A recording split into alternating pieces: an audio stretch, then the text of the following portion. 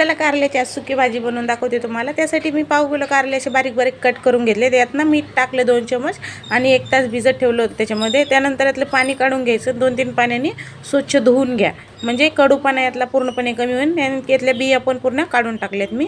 आता बघा कारलं 2-3 पाण्याने स्वच्छ धुवून घेतले। चला आता बनवूया आपण। त्यासाठी आपण इकडे लोखंडी तवा घेतला आहे, 2 चमच तेल टाकायचं आहे, 1 कांदा कट करायचा। कांदा छान असा परतून घेतला की त्याच्यामध्ये टाकायचे कारले। 2-3 मिनिट आपल्याला कारले याच्यामध्ये तेलातच परतून घ्यायचे, कांद्यामध्ये तेलामध्ये झाकून ठेवायचे।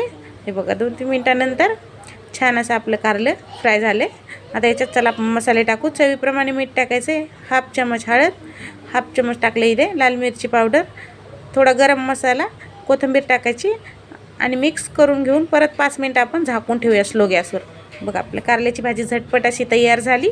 चटपटीत अशी कारल्याची भाजी तुम्हाला आवडली तर व्हिडिओला लाईक करा, शेअर करा, सबस्क्राईब करा।